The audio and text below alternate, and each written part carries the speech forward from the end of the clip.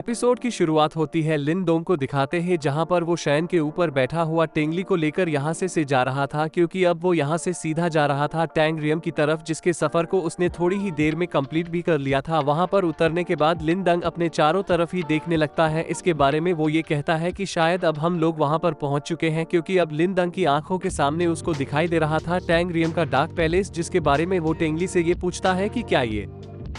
तुम्हारी ना puppet city है। लेकिन तभी लिन डंग की नजर पड़ती है यहाँ पर जमा हुई सिक्योरिटी के ऊपर, क्योंकि सिक्योरिटी के मामले में यहाँ पर बहुत ही तगड़ा काम किया गया था। लिन कहता है कि इतनी टाइट सिक्योरिटी में अंदर जा पाना तो बहुत ही ज्यादा मुश्किल है। इसके बारे में मिस्टर दाओ लिन डंग से पूछने लगते हैं फिर तुम कहाँ से जाने वाले हो, जिससे कि फिर लिनो यहाँ से सीधा पहुंच जाता है टेंगली के पास में, जिससे कि वो खुद ही ये कहने लगता है कि देखो लड़के, मैं तुम्हें यहाँ पर यन पपेट सिटी में लेकर आ चुका हूँ, अब इससे ज्यादा मैं तुम्हारे लिए और क्या कर सकता हूं। तो लिन डंग उससे ये कहता है कि मैं तुमसे केवल इतना जानना चाहता हूं कि तुम्हारी इस यन पपेट सिटी के अंदर जाने का और कोई दूसरा रास्ता कौन सा है, जिसके के बारे में टेंगली बताता है कि हाँ, यहाँ पर एक और दूसरा रास्ता भी है, जिसके बारे में लिन कहता है कि तो फिर मुझे तुम उसके बारे में जल्दी से बताओ। जिसके बारे में पता चलते ही लिन डंग ने उसी रास्ते पर चलना शुरू भी कर दिया था, लेकिन ये उतना भी आसान नहीं होता जितना कि उसने सोच कर रखा हुआ था, क्योंकि यहाँ पर चारों तरफ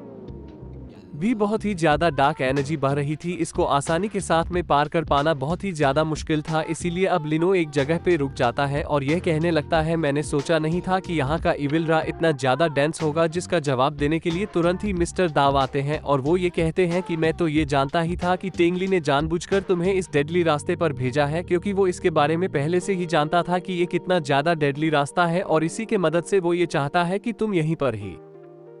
मारे जाओ। जिसके बारे में लिन डंग भी ये कहता है कि हाँ, तुमने सही कहा, क्योंकि उसने जितना जल्दी मुझे ये रास्ता बता दिया, हो सकता है कि उसके इरादे बिल्कुल भी नेक ना हो। जिसके बारे में मिस्टर दाओ ये कहता है कि ये इविल रा मेरे लिए कोई भी बड़ी बात नहीं है, क्योंकि फिर वो तुरंत ही यहाँ पर ली डोंग को भी अपनी एनर्जी से चार्ज कर दिया था, जिससे कि फिर वो आसानी के साथ में इस लोरा के अंदर भी जा सकता था। फिर वो दोनों ही काफी तेजी के साथ में यहाँ से आगे बढ़ने लगते हैं। इसके बाद अब हमें यन पपेट सिटी का सीन दिखाया जाता है, जहां पर हम यन सेक्ट के सारे पावरफुल एल्डर्स को देखते हैं, जहां पर फिर तभी उन लोगों के सामने आ जाता है उनका लीडर टैंगशाह, जो सभी के सभी मिलकर अब यहां पर एनसेट टॉम की शील्ड ब्रेक करने वाले हैं। जहां पर टैंगशाह सभी लोगों से ये कहता है कि क्या आप लोग अब तैयार हो। तो वो सारे के सारे एल्डर्स कहते हैं कि हम इस काम में अपनी पूरी जान लगा देंगे, और अब उन लोगों को केवल इंतजार करना था सूर्य ग्रहण का, क्योंकि केवल उसके बाद ही इस प्रोसेस को शुरू किया जा सकता है। और साथ ही अब तो वहां पर लिन डंग भी पहुंच चुका था, जो कि ये सब कुछ छिपकर देख रहा था, और वो देखने लगता है कि टैंगशाह के साथ साथ दो लोग और ऐसे हैं जो कि पावर लेवल में मैनिफेस्टेशन रियम के अंदर भी एंटर कर चुके थे। अब मिडिल वाले बंदे को देखकर कहता है कि जरूर से ये टैंगशाह ही होगा, क्योंकि यहाँ के सारे एल्डर्स उसी के इशारे पर नाच रहे थे। इसीलिए मिस्टर दाओ लिन डंग से ये कहता है कि अगर तुम इस सिचुएशन में नीचे की तरफ जाओगे तो डेफिनेटली तुम्हारी मौत हो जाएगी, इसीलिए तुम्हें उस वक्त का इंतजार करना है जब तक कि एंस्टिटाइट करने का भी समय आ चुका था। टैंगशाह कहता है कि सभी लोग तैयार हो जाओ, अब वक्त आ चुका है इस ट्रीजर की सील को तोड़ने का, जहां पर अब सबसे पहले यूज करने लगता है टैंगशाह अपनी पावर्स को। लेकिन उसके ऐसा करने से लिन डंग को अपने अंदर उसके स्पिरिचुअल ताली शमान में एक बहुत ही स्ट्रांग रिएक्शन देखने को मिलती है, जिसके बारे में फिर मिस्टर दाओ ये कहता है कि यानी कि अब एशियंट सिंबल हमारे सामने आ चुका है। जहां पर फिर तभी टैंगशाह के ऑर्डर पर सभी के सभी लोग मिलकर 9 यन डीम फॉर्मेशन बनाने लगते हैं, और यहाँ पर इतने ज्यादा पावरफुल लोगों के होने की वजह से इस प्रोसेस के लिए सभी लोगों को अपने खून की बलि भी चढ़ाने पड़ी थी, क्योंकि तभी जाकर एंस्टिटाइट वेट होती है। तो यहाँ पर मौजूद काफी सारे लोगों की एनर्जी को एब्जॉर्ब कर चुकी थी। मिस्टर दाव ये कहता है कि ये लोग इस सिचुएशन का फायदा उठाते हुए एशियन टॉम की सील को ब्रेक करने के साथ साथ उसको डिस्ट्रॉय भी कर देंगे, कि जैसे ही ये फॉर्मेशन एक्टिवेट होती है तो फिर तभी तुरंत ही टैंगशाह इस टॉम को ओपन करने के लिए अपने पावर्स यूज करने लगा था, जिससे कि हम यहाँ पर काफी स्ट्रांग पावर क्लेशिंग को भी देख पाते हैं, जिसके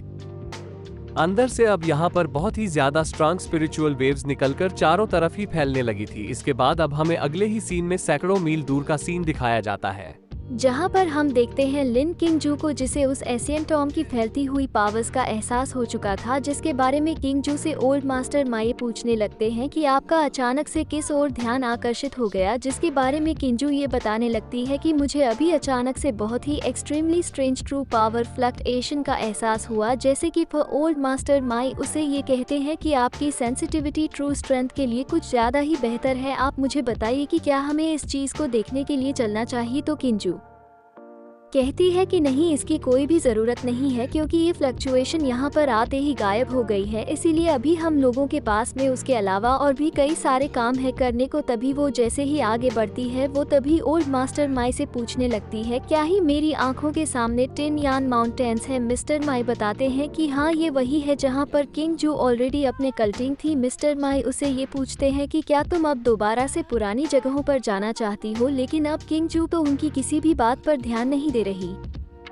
थी क्योंकि अब उसको लिन डोंग की याद आने लगती है जब वो दोनों ही एक दूसरे के साथ में थे और लिनो ने उसे ये कहा था कि किंजू तुम सिर्फ मेरी हो। जो बात सुनकर किंजू को भी लिन डंग से सच्चे वाला प्यार भी हो चुका था, जिससे कि फिर ये दोनों ही हमेशा के लिए एक दूसरे के साथ में भी जुड़ चुके थे। वो चीज सोचने के बाद फिर उसको होश आता है कि मिस्टर माई उससे कुछ कह रहे हैं। वो किंजू से ये पूछते हैं कि क्या तुम ठीक हो? किंजू बताती है कि मैं ठीक हूँ, अब हम लोगों को यहाँ से चलना चाहिए अपने बाकी के काम करने के लिए, जिसके लिए फिर वो तुरंत ही यहाँ से अपने बाकी के सभी साथियों के साथ में चली जाती है। इसके बाद अब हमें अगले ही सीन में यन पपेट सिटी का सीन दिखाया जाता है जहाँ पर अभी भी एशियन टॉम के अंदर से एनर्जी वेव्स निकल रही थी, लेकिन अब वो अचानक से ही बढ़ जाती हैं और उसके अंदर एक काफी बड़ा धमाका भी हुआ था। इसको देखकर मिस्टर दाओ ये कह लगते हैं कि यह फॉर्मेशन तो वाकई में काफी ज्यादा पावरफुल भी है। लिनन कहता है कि इसके बारे में तो मैं भी जरा सा नहीं जानता कि शील को ब्रेक करने में और क्या करना पड़ता है, लेकिन यहाँ पर ये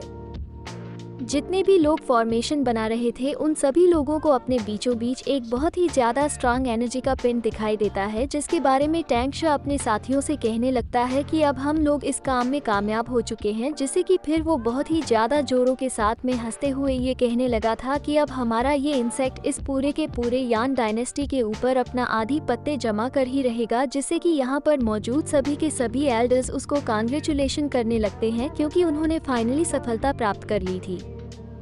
तभी जैसे ही टैम्श उस पावर को अपने अंदर एब्जॉर्ब करने की कोशिश करता है तो लिन दंग उसी वक्त उसको लेने के लिए जाने वाला था, लेकिन मिस्टर दाओ लिन दंग को उस वक्त रोक लेते हैं कि वो एंस्टिटाइड पाते हैं। इसके बारे में लिन दंग जानता था और वो कहता है कि यह तो ओल्ड मास्टर हेई टोंग है। दाव कहते हैं कि मैं तो ये पहले से ही जानता था कि एशियन सील की पावर्स को ले पाना इतना भी कोई आसान काम नहीं है। तो फिर टैम्श यहाँ पर ओल्ड मास्टर हेई टंग से पूछने लगता है कि अब तुम कौन हो? तो हेई टंग टैंक्श से ये कहते हैं कि अगर तुम मुझे नहीं पहचानते हो तब तो तुम इन पावर्स को लेने के लायक भी नहीं हो। जैसे कि टंक्श ये कहता है कि मुझे इस बात से फर्क नहीं पड़ता कि तुम जीवित रहते हुए कितने ज्यादा ताकतवर थे, लेकिन अब तुम किसी परछाई के अलावा और कुछ भी नहीं। इसीलिए अब वो अपने यन पपेट सिटी के सभी डिसाइल्स को ये ऑर्डर देता है कि मिल जाओ सभी लोग और खत्म कर दो इस परछाई को, जिससे कि फिर यन पपेट सिटी के सारे डिसाइल्स अपनी पावर्स का यूज करने लगते हैं और वो सीधा ही अटैक करने लगे थे हे टंग के ऊपर, लेकिन उनमें से किसी को भी इस बात का अंदाजा नहीं था कि उनके साथ में क्या हो सकता है, क्योंकि यहाँ पर जितने भी लोग अपनी अपनी पावर्स को यूज कर रहे थे अचानक से ही उन सभी की बॉडी से उनकी एनर्जी छीन ली जाती है, जिससे कि फिर दोबारा से यहाँ पर एक और बहुत ही बड़ा धमाका भी हुआ था और साथ ही साथ यहाँ पर मौजूद जितने भी कमजोर डिसाइल्स थे उन सभी की एक एक करके मौत होने लगती है और उनकी स्पिरिचुअल पावर सीधी ही मिलने लगते हैं मास्टर हेई टोंग को। यानी कि अभी इतनी ज्यादा एनर्जी सीधी स्टोर हो रही थी एशियन टॉम के अंदर, तंशा तो बड़ी ही मुश्किल से अपने पावरफुल एल्डर्स को बचा पाता है और वो दोनों ही टैम्शा को ये बताते हैं कि हमें तो ऐसा लग रहा है जैसे कि हम लोगों की बॉडी से हमारी एनर्जी को चूज कर निकाल लिया गया हो। इसीलिए वो लोग टैंक्शा को भी आगाह करते हैं अब आपको इसकी पावर्स को लेने के लिए बहुत ही सावधानी के साथ में काम करना पड़ेगा, जिसको देखकर फिर लिन दंग भी ये कहता है कि वाकई में ये एक बहुत ही ज्यादा अजीब पावर है। इसके बारे में मिस्टर दाव बताते हैं कि इसको असल में कहते हैं मौत की शक्ति, क्योंकि भले ही इसके अंदर केवल हेई टोंग की परछाई है लेकिन अभी भी ये उतना ही स्ट्रांग है जितना कि यह जीवित में था। मिस्टर दाओलिंग से ये कहते हैं कि जिंदगी और मौत को इस तरीके से कंट्रोल करना सच में ये ताकत बहुत ही ज्यादा अजीब है। हो सकता है कि आने वाले समय में तुम इससे भी ज्यादा ताकतवर बन जाओ, लेकिन अभी के लिए तो तुम इसको मत ही छेड़ना। लेकिन फिर तभी टैंक्श को इस बात की खबर लगती है उनकी यन पपेट सिटी के ऊपर किसी ने सीक्रेट हमला कर दिया, जिसके अगले ही पल फिर यहाँ पर आ जाते हैं डीम लॉर्ड मूली। अब वो टेंसा से ये कहता है कि मुझे तो ये पता ही नहीं था तुम्हारी इस यन पेपेट सिटी के अंदर इतनी ज्यादा बेहतर ट्रेजर्स भी होंगे। लेकिन फिर टैंक शा मूले से ये कहता है कि तुम्हारी हिम्मत कैसे हुई। इसको देखकर लिनो ये कहता है कि ये तो डायमंड लॉर्ड मूली है। तो दव ये बताते हैं कि वो शायद इस यन पेपेट सिटी के ऊपर चढ़ाई कर चुके हैं। जैसे कि लिनो कहता है कि अगर ऐसा है तो तब तो मेरे लिए उस एशियन टॉम के पावर को ले पाना बहुत ही ज्यादा मुश्किल होगा। तभी टंगसा यहाँ पर मूल से ये कहता है कि तुम्हारी हिम्मत के दांत देनी पड़ेगी, जो कि तुम मेरे सेक्ट में चढ़ाई करके मेरे ही ट्रेजर को मेरे ही हाथों से छीनने के लिए आए हो। क्या तुम्हें अपनी मौत से डर नहीं लगता जो कि तुम यहाँ पर आ गए हो? तो फिर मूल उससे ये कहता है कि यह तो साफ नजर आ रहा है कि तुम अभी इसकी पावर को लेने के लायक नहीं हो। जहाँ पर फिर तभी एक और सेक्ट का बंदा हंसते हुए आ जाता है, जो कि और कोई नहीं बल्कि असल में होता है वजो, और वो ये कहता है कि हमारे भाई मूली ने एकदम सही बात कही है, क्योंकि हम लोग इस पावर को तुम्हें अकेले तो लेने नहीं देंगे। इसीलिए तुम्हारा इसके बारे में क्या ख्याल है कि हम सभी लोग इस पावर को आपस में बांट ले? टैंच कहता है कि वो जंग, मुझे उम्मीद नहीं थी कि तुम भी यहाँ पर आ जाओगे। तो वो जंग कहता है कि टैशा, क्या ये बात तुम नहीं जानते? तुमने जिस पावर को छेड़ा है क्या वो दूसरे लोगों को अट्रैक्ट नहीं करेगी? बोली भी कहता है कि हम सभी इस पावर के बारे में जान चुके हैं, लेकिन टैंसा गुस्से के साथ में कहता है कि सभी डिसाइल्स मेरी बात को ध्यान से सुनो कि अगर इनमें से कोई भी हमारी यन पेपर सिटी के ट्रीजर को छूने की कोशिश करे तो उसको जिंदा मत छोड़ना, जान से मार देना। लिंग ये कहता है कि इस कंट्री के तीनों ही सबसे पावरफुल सेक्ट आमने सामने खड़े हैं, अब पता नहीं यहाँ पर इन लोगों के बीच में क्या होने वाला है। लॉर्ड मली यहाँ पर लेडी मूसी ये कहता है कि तुम्हें जैसे ही यहाँ पर मौका मिले तुम उस ट्रीजर को लेकर निकल जाना, जिसके लिए तो लेडी मह एकदम ही तैयार बैठी थी। तभी वो जंग लॉर्ड मूली की तरफ इशारा करता है, जिससे कि फिर वो दोनों ही तैयार हो जाते हैं उस ट्रीजर को लेने के लिए, क्योंकि अब ये दोनों के दोनों सीधे ही अटैक करने के लिए जाने लगे थे। टैंक शाह के ऊपर अपने एक फॉर्मेशन की मदद से काफी सारे अटैक्स कर रहा था उन दोनों के ही ऊपर, लेकिन ना तो उससे लॉर्ड मली डरने वाले थे और ना ही वज, यहाँ तक कि तभी लॉर्ड मूली को जैसे ही थोड़ा सा मौका मिलता है वो तो सीधा ही अपना एक बहुत ही स्ट्रांग अटैक कर देता है टैंक शाह के ऊपर, जिसको रोकने के लिए टैंक शाह को जरा सी मेहनत भी नहीं करनी पड़ती। उसने अपने एक छोटे से फॉर्मेशन से ही उसके अटैक को रोक लिया था, लेकिन फिर तभी वो जंग अपने एक बहुत ही स्ट्रांग अटैक को समन करने लगता है। इसको ऊपर जैसे ही टंचा पर हिट करने की कोशिश किया था तो फिर टंचा यहाँ से सीधा निकल जाता है आसमान की तरफ, जिससे कि पर में वू जंग और टेंसा के बीच में काफी गजब की हैंड टू हैंड कॉम्बैट भी देखने को मिलती है। इस फाइट को लॉर्ड मूली भी बड़े ही गौर से देख रहे थे और वो भी मौके पर चौका लगाने के लिए टेंशन से फाइट करने के लिए चले जाते हैं, जिससे कि अब हमें यहाँ पर और भी ज्यादा गजब की फाइट देखने को मिलती है। तभी लेडी मू अपने साथियों से कहती है कि यही मौका है हमें उस टीजर को लेने का, लेकिन वहां पर तो ऑलरेडी काफी ज्यादा पावरफुल एल्डर्स मौजूद थे। वो कहता है कि मैं इतनी आसानी के साथ में तुम लोगों के इरादे पूरे नहीं होने दूंगा, क्योंकि अब ये पावरफुल एल्डर्स तुरंत ही अपने अपने फाइटर पपेट्स को लेकर आ जाते हैं, जिसको देखकर लेडी मू रुक जाती है क्योंकि ये बहुत ही ज्यादा खतरनाक थे। लेडी मू कहती है कि अगर ये फाइटिंग पपेट्स वाकई में इन लोगों के पास में है तब तो इन्हें हराना हमारे लिए काफी ज्यादा मुश्किल साबित होगा, क्योंकि फिर इसके अगले ही पल ये अलज अपने अपने फाइटिंग पपेट्स को लेडी मो और उसके साथियों पर अटैक करने के लिए भेज देते हैं, जो कि जैसे ही अटैक करने के लिए जाने लगते हैं तो लेडी मुकलस ये कहते हैं कि इन दोनों को संभालने का जिम्मा आप हम पर छोड़ दो। जैसे कि अब यहाँ पर उन लोगों के बीच में भी फाइट शुरू हो चुकी थी, साथ ही साथ अब तो वो जंग के भी साथ ही उन्हीं फाइटिंग पपेट से फाइट करने लगते हैं। लिंक कहता है कि इस बात के बारे में तो मुझे भी पता नहीं था कि ना पपेट सेक्ट वालों के पास में ये हाई लेवल के फाइटिंग पपेट्स होंगे, और इस पावर के साथ में तो वाकई में ये ही इंसेक्ट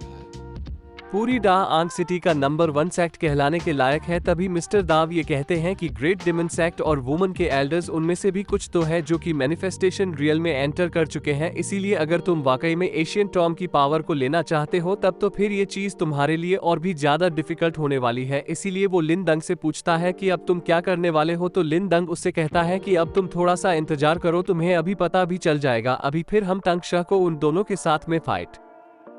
करता हुआ भी देखते हैं, जहां पर लॉर्ड वू जंग और लॉर्ड मूली दोनों ही मिलकर लॉर्ड टैंगशा को बराबरी की टक्कर दे रहे थे। बजंग तो यहां पर उसको हराने के लिए अपनी पूरी शक्ति लगा देता है, जिसकी पावर क्लैश होने के बाद टैमशा हंसते हुए उसे ये कहने लगा था कि शायद अब तुम दोनों मेरा सामना करने के लायक नहीं बचे हो, जिससे कि फिर लॉर्ड मली यहाँ पर यूज करने लगते हैं अपनी मिस्टिकल बॉडी को, और साथ ही साथ वह जंग भी अपनी ईगल मिस्टिकल बॉडी को यूज करने लगा था, जो कि फिर दोनों ही सीधा अपना अटैक कर देते हैं टैंगशा के ऊपर। लेकिन टैंगशा की पावर्स वाकई में मैनिफेस्टेशन लेवल पर होने की वजह से इतनी ज्यादा थे कि उसने केवल अपने एक ही झटके में वो जंग और लॉर्ड मूले के मार्शल शोल को ही खत्म कर दिया था, जिससे कि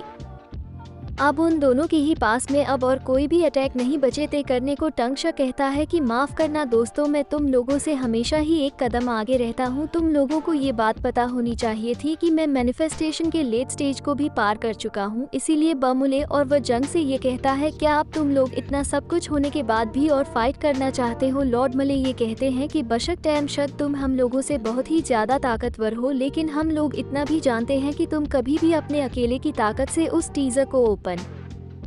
नहीं कर पाओगे, जिससे कि फिर टंग शाह उन लोगों के सामने अपना एक प्रस्ताव रखता है और ये कहता है कि हम तीनों ही सेक्ट मिलकर अपने अपने सबसे ताकतवर लोगों को मिलाकर इस ट्रीजर को ओपन करें और इसको आपस में बांट लें, और अगर तुम लोग वाकई में सील को ओपन करने में मेरी मदद कर पाते हो तो मैं वादा करता हूँ कि इस पावर को मैं तुम लोगों के साथ में भी बांटूंगी, तुम हमें धोखा नहीं दोगे। तो टंग शाह कहता है कि इसके लिए केवल मेरा वादा ही काफी है, जिससे कि फिर वो दोनों ही सेक्टी लीडर उसका काम करने के लिए तैयार हो जाते हैं। लॉर्ड मलई टंचा से ये कहता है कि बस तुम अपने वादे पर टके रहना, जैसे कि अब इन तीनों ही सेक्ट के सबसे ज्यादा पावरफुल लोग सामने आ जाते हैं, क्योंकि 9 के 9 लोग मैनिफेस्टेशन रियल में एंटर कर चुके थे। जो चीज देखकर अब सभी लोगों को तो यही लगने लगता है कि अब 9 लोगों की मैनिफेस्टेशन रियल्म की पावर से वाकई में शील्ड को भी ओपन किया जा सकता है। और सबसे बड़ी हैरानी वाली बात तो ये थी कि ये तीनों की तीनों साथ में काम कर कैसे रहे हैं, क्योंकि आज तक ऐसा कभी भी देखने को नहीं मिला कि इतने ज्यादा पावरफुल लोग साथ में मिलकर काम कर रहे हो कि केवल एक ट्रीजर को ओपन करने के लिए। तभी टंग शाह कहता है कि सभी लोग तैयार हो जाओ सील को ओपन करने के लिए। इसके लिए फिर ये 9 के 9 मैनिफेस्टेशन रिलम वाले बंदे अपनी अपनी पूरी शक्ति को लगाने लगते हैं, जिसकी पावर क्लैश ही इतनी ज्यादा स्ट्रांग थी, यहाँ पर मौजूद लोगों का उसकी तरफ देखना भी मुश्किल हो रहा था। लेकिन ये सारे के सारे सेक्ट लीडर हार मानने को तैयार नहीं थे, यहाँ तक कि इसके लिए तो उन लोगों को अपनी पूरी शक्ति भी लगानी पड़ी थी, जिसके अगले ही पल फिर हमें यहाँ पर एक बहुत ही बड़ा धमाका भी देखने को मिलता है, जिससे कि वो लोग अभी तक प्रॉपर तरीके से उसको ब्रेक नहीं कर पाए थे। लेकिन फिर तभी लिन दंग इस मौके का फायदा उठाता है और सीधा ही उस ट्रीजर को लेने के लिए बढ़ने लगता है, जो चीज देखकर यहाँ पर मौजूद सभी के सभी लोग बहुत ही ज्यादा हैरान हो चुके थे। और इसी के साथ में ये एपिसोड भी यहीं पर ही खत्म हो जाता है।